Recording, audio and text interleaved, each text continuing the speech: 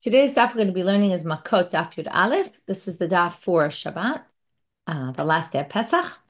Chag Sameach and Shabbat Shalom to everyone. We're going to get started with the bottom of Yud Amud Bet. We were looking at the section in Yoshua where Yoshua is told to also set up the Ir Miklat when he gets to the land of Israel. And we have Amar Rabbi Chama bar Chanina, the very last line. Mipnei ma ne'emra pashat rotzchim b'lashon azah. Why was it said in a harsh language? Okay, what was the harsh language used? Well, Rashi tells us that B'chol Yehoshua k'tiv vayomer Hashem v'kan ne'emar vayidaber Hashem al Yoshua v'dibur lashon azu. Everywhere else it says vayomer to Yoshua when God speaks to Yoshua. This time it says God spoke to Yoshua with the language of dibur, and dibur is a stronger way of speaking.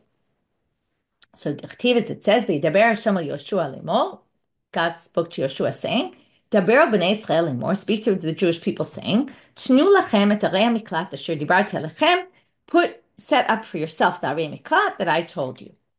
Notice it says vayidaber and also says asher dibarti, mipnei shehen shel Torah. So the answer is because this was something that Yoshua was commanded that had to do with something said in the Torah. And Rashi says that Shar Amirot Sha'amal, all the other times God speaks to Yoshua in Sefer Yoshua, Lo Amal Davar L'Kayem Mitzvah K'tuva B'Torah, none of the other statements of God saying this is what you should do had to do with doing something that was commanded in the Torah. And that's why this was said strongly.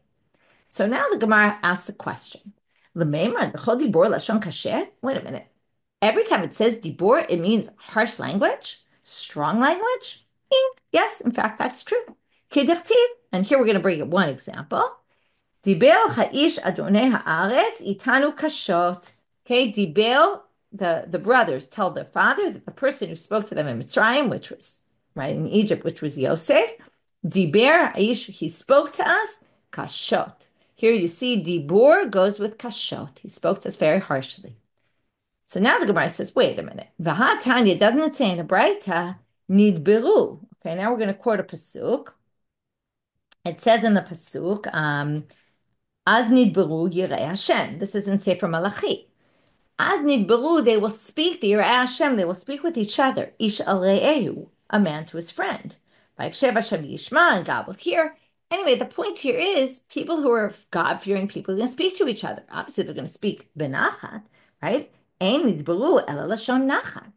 V'cheinu omer in another pasuk, Yad ber amim tachtenu, right? Another pasuk. This is a pasuk from Tehillim. Yad ber amim tachtenu, lumim tachat ragleinu. We will subdue. Okay, nations will be subdued under us. But subdue milashon nachat. It's describing a time in the future where everyone's going to come and worship God, believe in God, and they're going to be subdued to us in a nice way, not in a harsh manner. So how do we explain? By the way, in the Tefillah L'Shalom Medina, there's the word Yad Ber, right? People think it means to speak. It's not to speak. It means to lead. Okay, so it's not from Yidaber. It's Yad Ber. Now here, by the way, these are two different meanings. Yad Ber is to rule or to lead, and Yidaber is to speak. But because it's the same letters, and perhaps there's some etymological connection I didn't check, but they're viewed together. So now they say here this seems to be harsh. So I'm sorry, this seems to be not harsh. So we have two places where it is, to which the Gemara answers, Diber lechud, Yad ber lechud. And perhaps that's kind of like what I was saying, which is Yad ber means to lead. It's different. Now, Nidberu is a little different because they're treating it like Yad ber. There it really does mean to speak, but perhaps it also has a little bit to do with leading each other. And perhaps it is the other root. In any case, they're going to say Daber is one. That's harsh language. Yad ber is different. Now there's a siman for the next section, and now we're going to start. Now we're going to have a machloket between Rabbi Yehuda and Rabbanan as to why this was said harshly. Now, we already have one explanation, but here we're going to bring a machloket. So first one we're going to see is a different explanation. When do you speak harshly to someone? When they don't listen to you, or when you really want them to do something. So what happened? Apparently, Yoshua delayed doing this, and that's why God spoke to him harshly. Because he was supposed to do it when he got in and he didn't. And therefore God said, hey, wake up, you got to take care of this. And the other opinion is like the one we saw before, that because it's written in the Torah. let's move on now. Another pasuk. This is at the end of Sefer Yoshua, the last chapter. Okay, Yoshua has a long speech to the people about keeping in the way of God, and they say, of course, we're not going to worship idols. And then he says, take away all the idols from your midst. And then it says, Yoshua, and then it says, Vayichur Brit, he made a covenant between the people and God. And then it says, Vayichtov Yoshua et hadvarim ha'ele b'sefer Torat Elohim. Vayikach even gdola v'yikimea tachat ha'ala asher b'mikdash Hashem. So what did he do? He wrote down these words in the book of the Torah of God. Okay. And then he put an Evan on top of it. So now, or no, he set up a stone, not on top of the Torah. Sorry, that was wrong. He just sets up a stone. So now the question is, what did he write? What words did he write? Now the simple reading would be he made a covenant with them and maybe he wrote something down. And I don't know, it's not clear exactly what the simple reading is, but we're going to have two explanations. So, and it also sounds like he wrote something in the Torah. So first of all, how can Yoshua add something to the Torah? It doesn't make any sense. So how do we understand this? We have Machlokes to Rabbi Yehuda and Rabbi Nechemia. One said it was the last 8 psukim in the Torah, that at this point Yoshua sat down and added the last 8 psukim in the Torah. You might remember that we had a whole thing in the beginning of Bava Batra. Who wrote what book? And then they say Moshe wrote, right? In other words, part of the Torah was written by Moshe, and then they say Yoshua wrote the last 8 psukim. There's a machloket where Moshe wrote it b'dema, which could be with tears, perhaps something else, or Yoshua wrote them. What's the issue? Because it says Moshe died. It's weird that Moshe would be writing about his own death. So they say Yoshua wrote it, and this is when he wrote it. And then that makes sense that he wrote it in the Sefer Torah. But Chadamar, Arei Miklat. One said he wrote about the psukim about the Arei Miklat. So let's just figure out which one makes more sense. It makes sense he wrote it in the Torah. But Lamand Amar Arei Miklat, my b'sefer Torah Elohim, and as it already says it, Arei Miklat in the Torah. It's not like he added the psukim about the Arei Miklat. So Hachi Kamar, this is the way to say it. Vayichtov, in other words, if you're going to say it was the Arei Miklat, the refuge cities, you should read it like this. Vayichtov Yoshua b'sifro et hadvarim ha'ele haktuvim b'sefer Torah Elohim. He wrote down the words about Arei Miklat that are written in the Torah. Remember, we said this is the one thing that he's commanded to do that says so in the Torah, and therefore he wrote it down. I just want to remind you, the Arei Miklat we discussed in chapter 20. If you read all of chapter 24, which is the psukim we're in now, it doesn't make any mention of Arei Miklat. It's a little bit out of left field, but because it relates to something in the Torah, it makes sense that it's going to be about the Arei Miklat. Now we're just talking about a Sefer Torah, since we mentioned Sefer Torah. Sefer Shetfaro b'pishtan. It's a little strange, the sugis here. But if you sew a Sefer Torah with linen or flax, okay, meaning you're sewing the parchments together, are you allowed to do that? Okay, it seems like I don't know why. I mean, I guess it's here because we're talking about Sefer Torah. Pligeba, so we have a machloket between Rabbi Yehuda and Rabbi Meir. Chadamar kasher, chadamar pasul. So one says it's kosher, one says it's not. Leman damar pasul dichtiv leman tieh Torat Hashem beficha. When it talks about tefillin, it says, so that the words of Torah are in your mouth.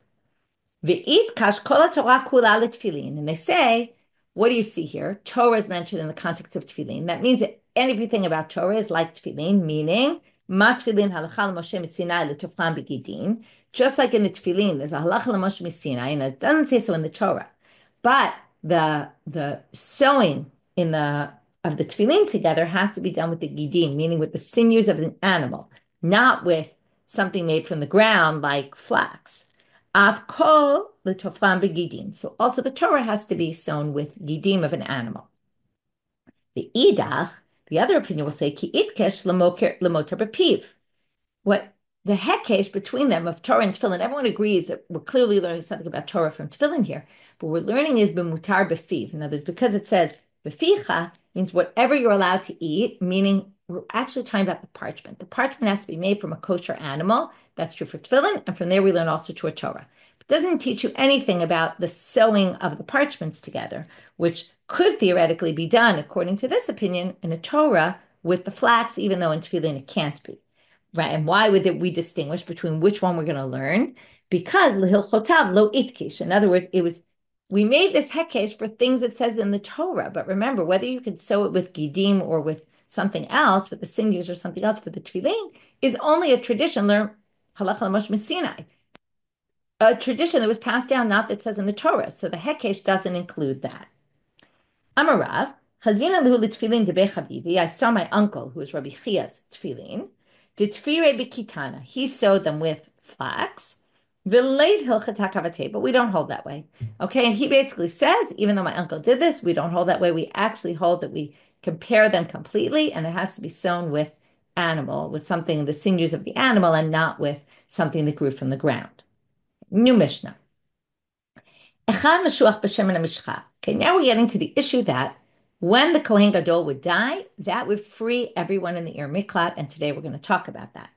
So, which Kohen Gadol, whether he was anointed with a special oil that they anointed kings with, which only existed until the time of Yoshiyahu. After that, somewhat before, right?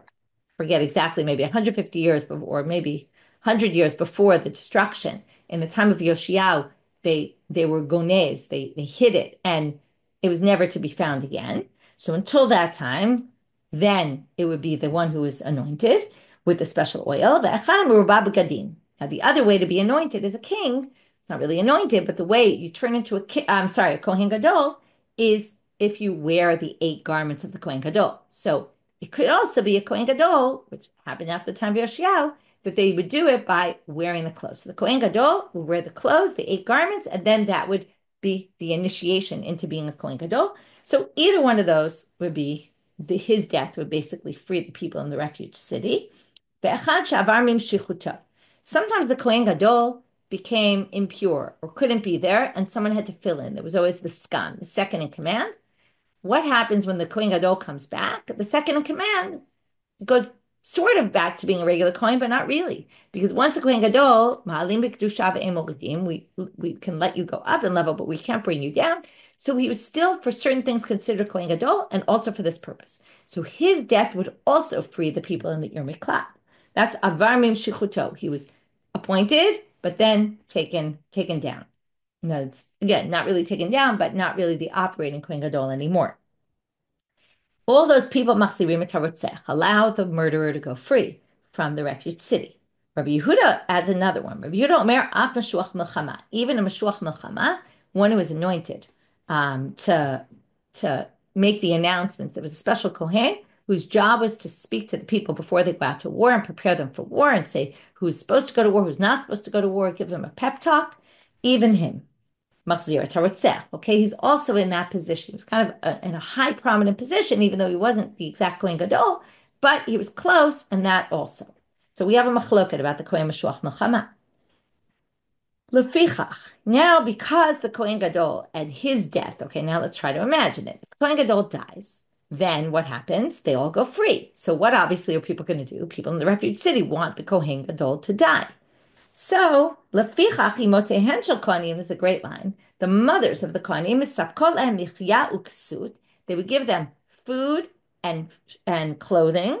Kadei shelo yitpalelu al bneihem sheyamutu. So no one would pray for their sons to die. They didn't want all these people praying for their son to die, so they would take care of them financially. So it would be ideas to make it better for them in the Ir Miklat so that they actually want to stay there. Okay, it's not just that, oh, they did nice things for them, so they won't pray for their son to die, but also it would be pleasant for them to stay there because imagine, right? All your needs are taken care of, your food, your clothing. It's kind of a certain advantage to that. So now the Gemara says, okay, how do we know that it's these Kohanim, when they die, we go free? To Amar Kra. Well, it's pretty clear. The pasuk says, "Vayashev ba'ad Kohen Gadol." So that's one pasuk. You stay there until the Kohen Gadol dies. So it's pretty clear from the pasuk. But how do we know all 3 of these? Meshuach Milchama, Merubeh Begadim, and Avar Shichuto. Uktiv ki be'ir miklato yeshev ad Kohen Gadol. Another pasuk, because you stay in the refuge city until the death of the Kohen Gadol. Uktiv b'acharei mot Kohen Gadol, and after the death of the Kohen Gadol. Okay, so you have 3 psukim. That means it's referencing 3 Kohanim Gedolim. What about Rabbi Yehuda, who has 4? This pasuk says, notice it's a little different. It says to go back to the land until the death, right? You're not allowed to go back to land until the death of the Kohen. What's different about it? It's missing the word Gadol. But it's obviously referencing the Kohen Gadol, and that's what Rabbi Yehuda says. We've added a 4th. Idach, what's the Tanakhama going to say? Midelo k'tiva gadol, chamehanachu. Since it doesn't say gadol, it's just referring back to one of the previous, and it's not adding another person here. Now we're going to get into a very interesting sugi here. We'll actually see there's two different versions of the Mishnah. Our version says they would give them food and drink, or food and clothing, so that they won't pray for their sons to die. So the Gemara says, Ama de lo mitzalu. Sounds like the whole issue is we don't want them to pray. But that would imply that Hamitzalu, if they prayed, Maite, the Kohen Gadol would actually die. In other words, that seems like a weird thing. Like a tzipor wanders, like a drawer that flies off. That's the kilalav chacham. It comes out of its mouth and flies away. I'm sorry, kilalat chinam. I said that by mistake. Freudian slip, I don't know. But kilalat chinam, a wasted, right? A useless curse, a curse that's based on nothing. Okay? Curse based on nothing is useless. It's not going to do anything. So why are the mothers worried about these people praying when they're praying for someone to die, but there's no basis for what they're saying? So they say, I didn't read the end of the pasuk, Ken kilalat chinam lo tavo. Okay, a kilalat chinam just won't come true. So Amaleh Husaba Mipirke de Rava, the Husaba Mipirke de Rava says, so there was an elderly man who heard the shir of Rava. He says, Shmi Ali, Shahayalan levakesh rachamim al doram velo bikshu. It wasn't a kililat chinam. The Kohen Gadol is responsible for his generation.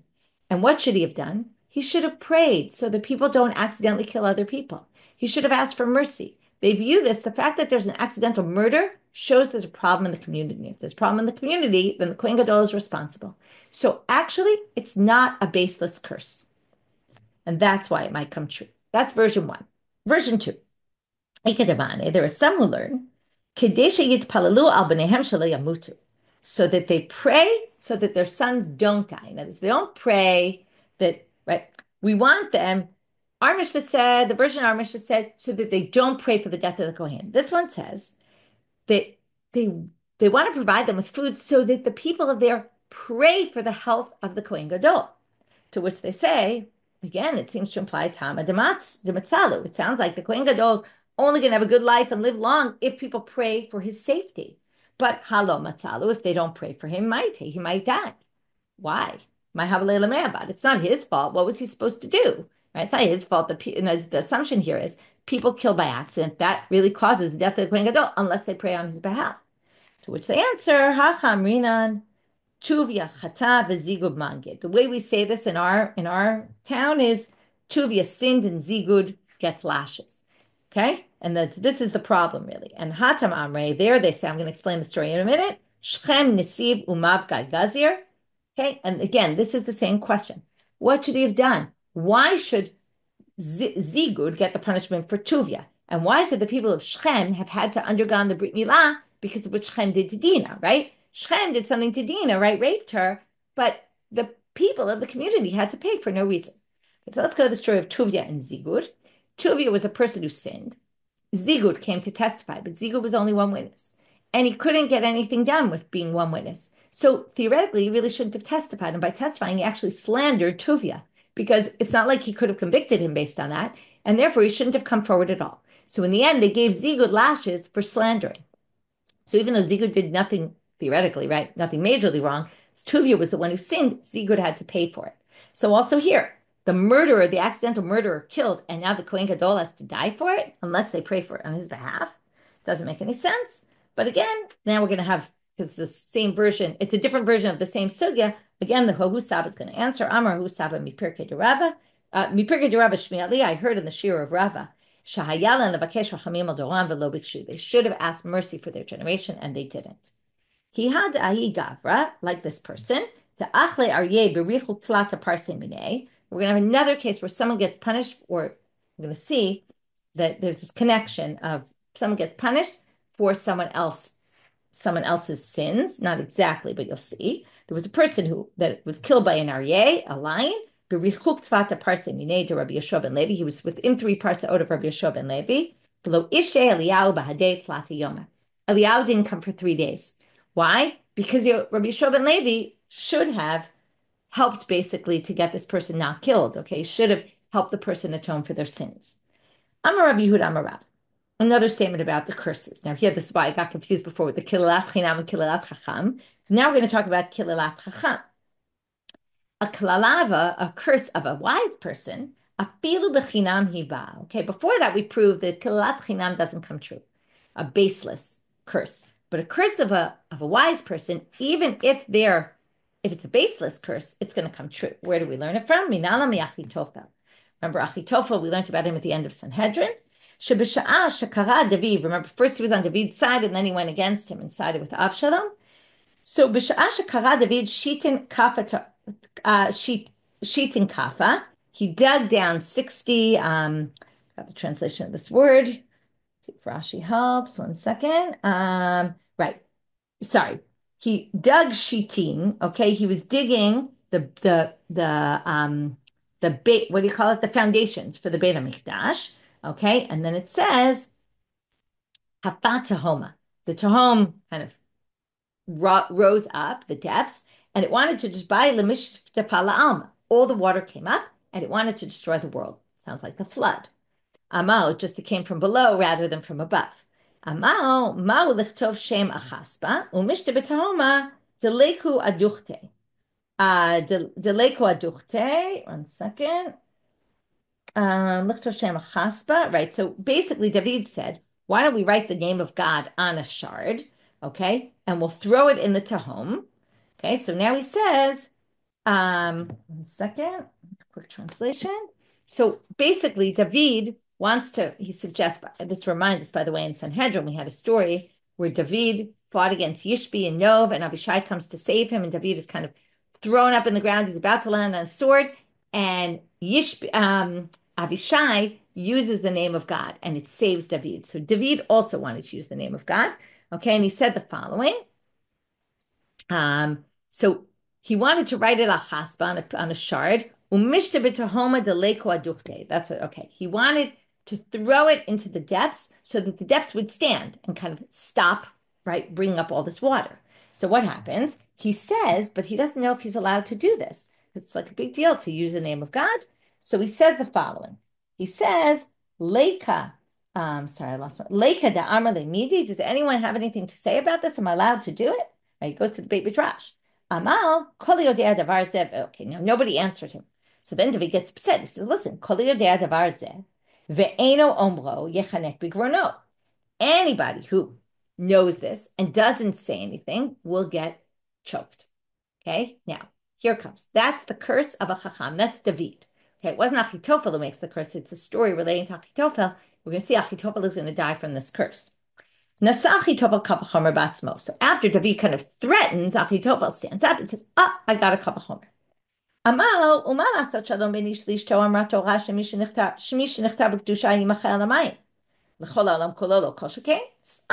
To make peace between a husband and wife, a sota, we allow to erase God's name, right? To kind of exonerate her and show she's either guilty or innocent, and then bring back a couple together. So to save the Jewish people, all the more so, right? We're about to be completely wiped out. So he makes this kal vachomer and amarle shari. So he says, yes, it's permitted. Katav shema chasba, shade atahoma, nachet v'kama duchte. So he does exactly that. If he writes the name on a shard, he puts it in the Tahom, he throws it in the Tahom, and the Tahom stops. Okay, and everything's good. But so theoretically, Achitophel did a good thing, and the curse shouldn't come true. But since Chacham said it, it came true because even so, so Achitophel saw that they didn't take his advice. Okay,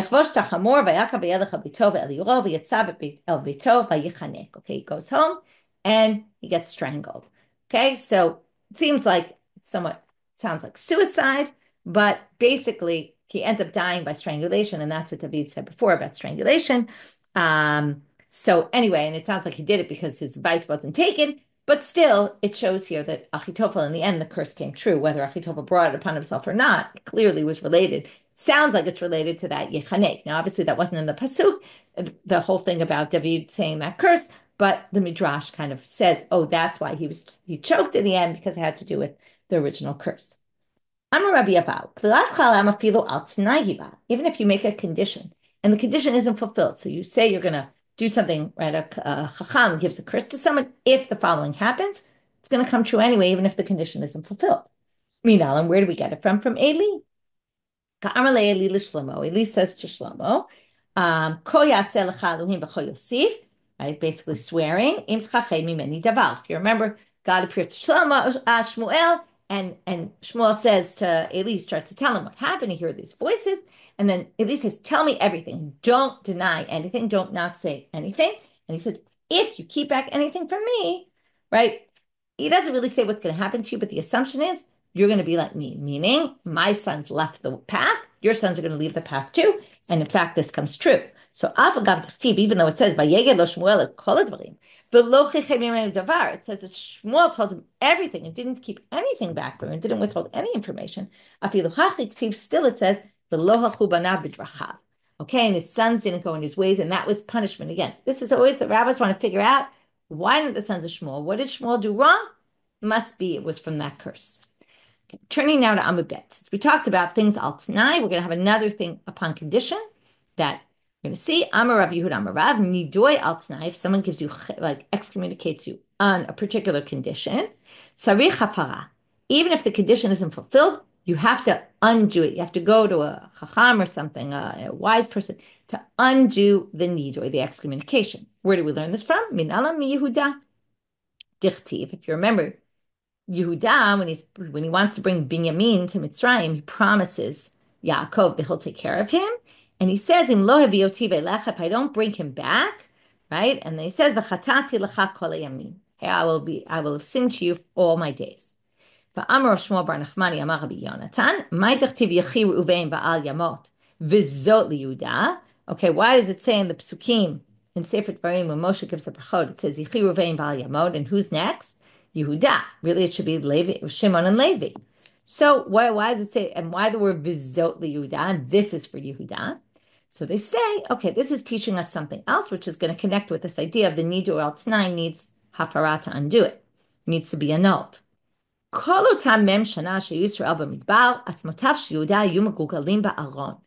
the 40 years they were in the desert, the bones of Yehuda kept moving around and they just wouldn't settle. Until Moshe asked for mercy.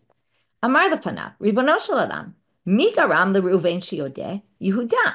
If you remember, Reuven switches the beds of his father, right? It's unclear what he does, right? It says Reuven slept with Bilhah, right? But they say what it really means is he moved the beds, and that was his sin. Now, in the end, Reuven admits to what he did wrong. Who caused him to do that? Yehuda, because Yehuda was the classic example in the Torah of admitting he was wrong, right? He said, Sadka mimeni to Tamar. So therefore it says, Vizot Yehuda. Okay, that's why it says, and this is why Yehuda. In other words, this is to Yehuda's credit. And that's the connection to Reuven. The fact that Reuven did tshuva is all, and admitted, confessed, is all on account of Yehuda. And now we're going to go through the pasuk there. V'zo Yehuda, Shema Hashem kol Yehuda, ve'elamot v'yenu yadav ravlo ve'ezer mitzarav tiyeh. This is going to be, again, one of those pasukim. We're going to do a back and forth here. Remember, we had a lot of these at the end of Sanhedrin in the last chapter. V'zo Yehuda, Shema Hashem kol Yehuda. Al ivrei l'shafa. So, Shema Hashem kol Yehuda means hear the voice of Yehuda and help him. So, Al ivrei l'shafa. So when Moshe says these words, the bones go back into place. But it wasn't enough because they still wouldn't allow him up in the yeshiva in the heavens. So Moshe continues. Again, this is going to be not a back and forth of discussion, but a back and forth of what happened. He got one thing, but he didn't get another thing. So then he has to push for the next thing. Elamot v'yenu, bring him to his nation, meaning let him be in Olam Haba, in the yeshiva up above. So they let him in the yeshiva above, but he didn't know how to answer questions, like how to, have a conversation with someone. Bishmate bahade derabanan, that he couldn't have a good Torah conversation with the other rabbis. Yadav ravlo, give him the power, right? That's the next part of the pasuk. Yadav ravlo, let him read, let him have a fight of Torah, let him learn how to make an argument. Lo v'yada leperuke kushya, well, he still didn't know how to answer questions. Ezer mitzarav tiyeh, help him out from his sorrows. In other words, help him find the answers to his questions. Okay, and that's the whole bracha of Yudan. That explains us V'zot Yudan. That was all about Nido El Tnai Needs Hafara, because in the end, Moshe had to go out to bat for him, even though that's what happened. Yudah did, said, if I don't bring him back to you, I'll sin to you all the days. And that was like saying, I'll be excommunicated. And even though the condition wasn't fulfilled, because in the end, Benjamin wasn't, right? He was temporarily taken, but he really wasn't. He was able to go back to his father. No tragedy befell him, but we still had to undo, Yehuda was still getting punished for that until Moshe kind of asked God to repeal the Gzerah. We have one more question now to deal with this Mishnah before we get to the next Mishnah. Ibailu. We learned that you go free when, right, the accidental murderers go free when the Kohen Gadol dies. So b'mitat echad mehem, we learned that there's all these Kohanim Gedolim. So they want to know Ibailu b'mitat kulan u'chozel o dilma b'mitat echad mehem. When do you get to go free from the Ir Miklat? When one of them dies? Or perhaps when all of them die. Do you need all three or all four, according to Rabbi Yehuda, to die? So they try to learn it from here. Tashma. Let's look at the words of the Mishnah. Nigmar dino below Kohen Gadol, eno yotzei misham leolam. Okay, if the Nigmar dino, this is the next Mishnah. If your verdict is complete without a Kohen Gadol being there, you will never get out of the Ir Miklat. Okay, meaning if there's no Kohen Gadol at the time, you won't be able to ever leave. Vim ita lihadra behana.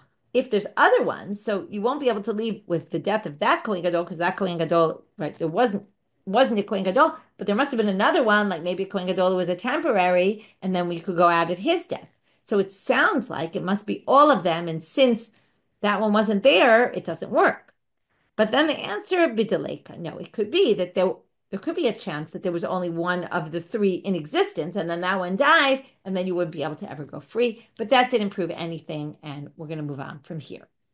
New Mishnah. Now we're going to have a whole bunch of different permutations of when the Kohen Gadol dies. Sounds like a classic question. If you were teaching it in school, the students would start asking, what if this happens? What if that happens? So let's start going through our list. It's all about when the Kohen Gadol dies and whether there is a Kohen Gadol, when the person sins, when the person gets convicted, all that. Or when the person not sins, but kills someone accidentally. Mishenigmar dino. So let's say somebody murdered, there was a Kohen Gadol at the time.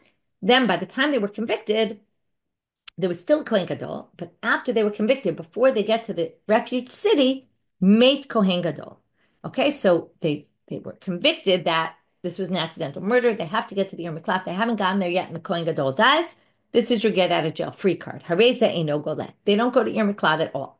To which the Gemara asks, okay, wait a minute. Oh, sorry, we're going to get to that later. Sorry, my mistake. Next case, we're going to have a question on that. We'll get back to that in the Gemara.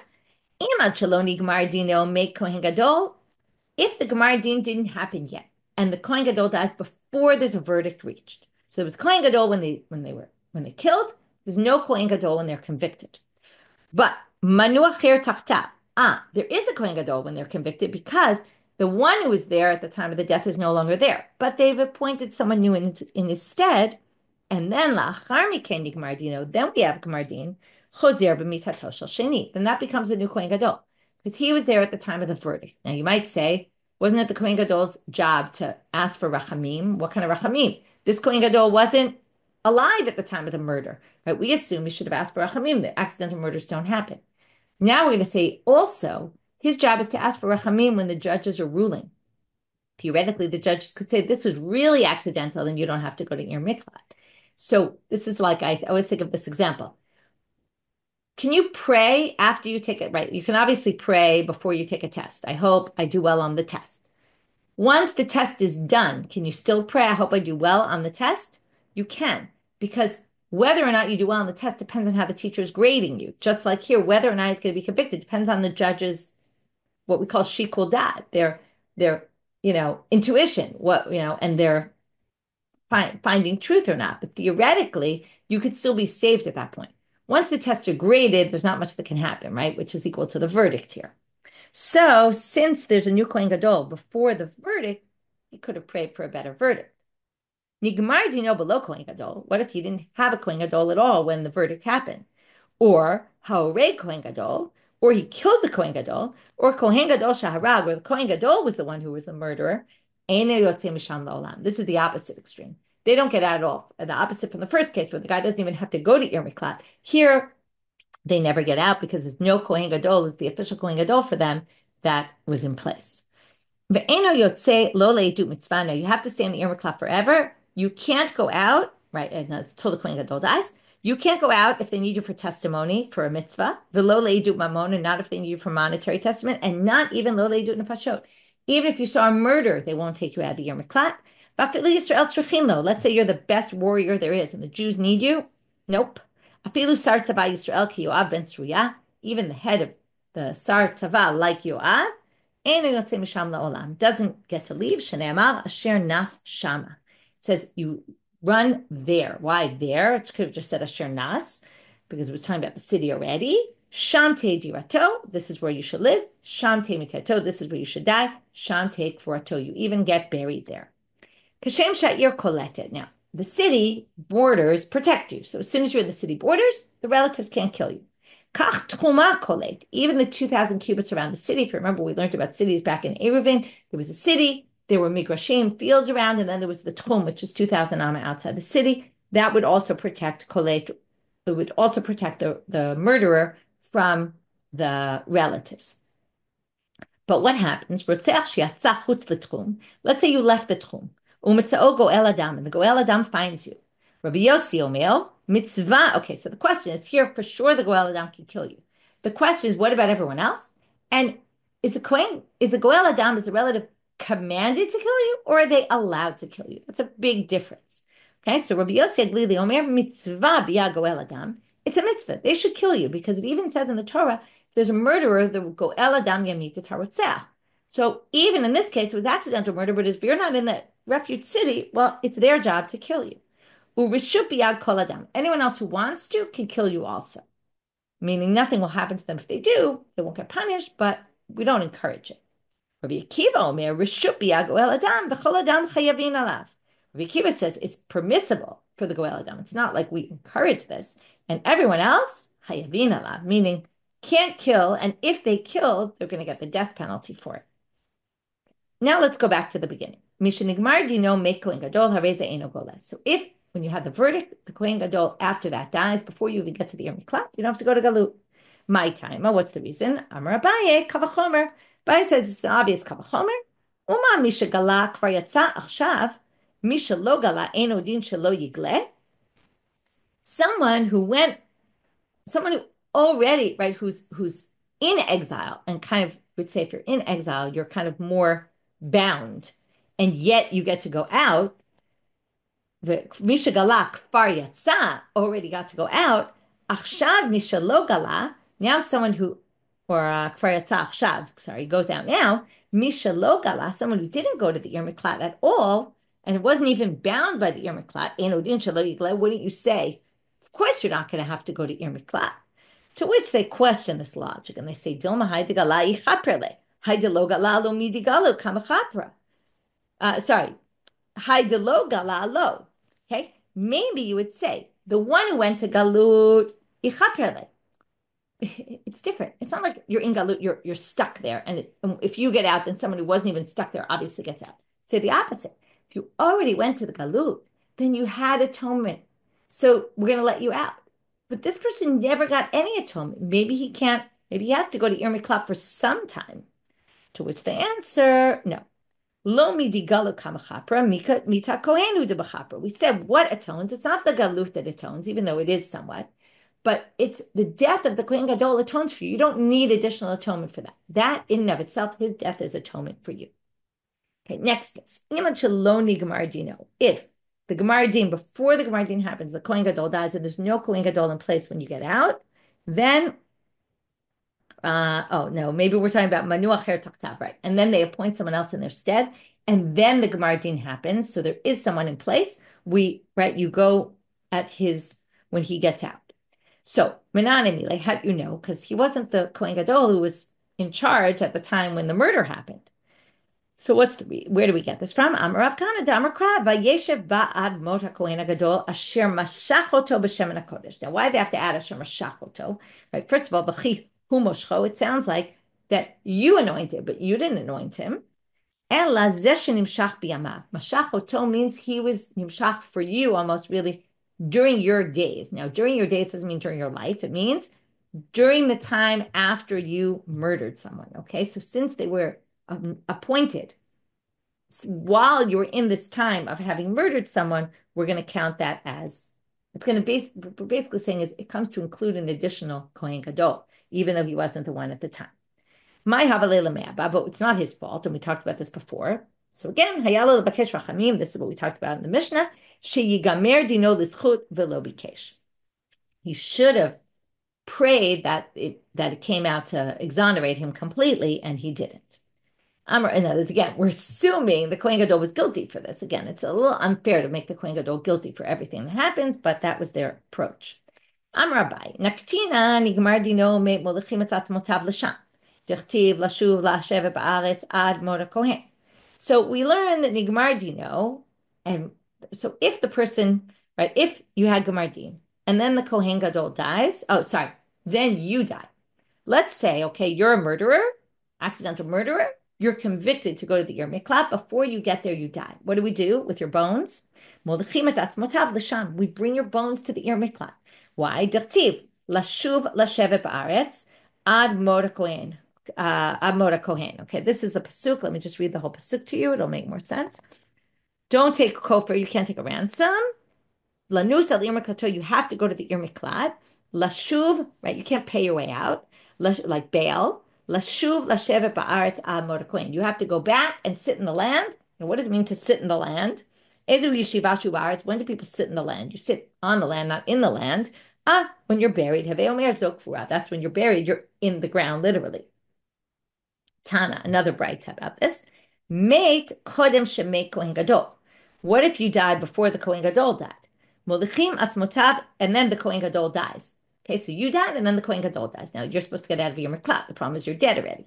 But you've been buried in the Ir Miklat. So what do we do with your bones? Molichim asmotav al kivrei avotav. We bring your bones back to your father's, your ancestral burial plot. Dechtiv, how do we know? Because it says, when the Kohen Gadol dies, Yashuva rotzeach al eretz achuzato. Again, we're going to have the same thing. To the land that is yours. Again, where are you in the land? Only if you're buried. So even burial, we're going to bring you back eventually. This is a really interesting machloket. This will end. If you are convicted, and then the Kohen Gadol didn't die, which if he died, you go free, but he became a Ben Grusha Ben Chalutza. How did he become that? He can't become, he's already born a Ben Grusha or Ben Chalutza. But he was convicted of being a Ben Grusha. People come and testify, your mother was divorced, or your mother had chalitza that nobody knew, okay, before she married your father. So what do we do now? They had a debate. Chanamar meta kiuna. The kuna is dead. It's as if the Kohen Gadol was there before, but now is dead, and you go free. Chanamar betela kiuna. No, it's as if he was never a Kohen, and it's actually as if you were in a time where there was no Kohen Gadol at all, which means you never go free. So we have two extremes here. Never go free, or you go free right now without having ever gone to your miklat. Well, and with this idea, lema beplugta to Rabbi Eliezer Rabbi Yeshua kamifide. Let's suggest that this is the same machloket as Rabbi Eliezer and Rabbi Yeshua in a different topic. Ditnan, this is a Mishnah in Trumot. Haya omedu makriva gabe mizbeach. You have a Kohen who's sacrificing on the altar. Vinodashu ben grusha ben chalutza. And then all of a sudden, while he's sacrificing, you find out it's ben grusha ben chalutza. Rabbi Eliezer omer kol korbanot shekriv psulin. If he's been working forever as a Kohen, everything he did is pasul. Okay, it's very complicated to figure out who did korbanot with him. But theoretically, whatever he did is disqualified because we go all the way back. Rabbi Yeshua machshir, and Rabbi Yeshua says no, only from here on in. Now that seems to be the exact same machloket. Manda Amar Meta, the one who says Meta is like Rabbi Yeshua, who said, right, it's as if the Kohen died, Kohen was fine, and now is no good. Manda Amar Betila, Ki Rabbi Eliezer, and the one who said goes retroactively is canceled, holds like Rabbi Eliezer. Okay, and then the Gemara in the next step is going to say, no, that doesn't really work. It's not the same machloket.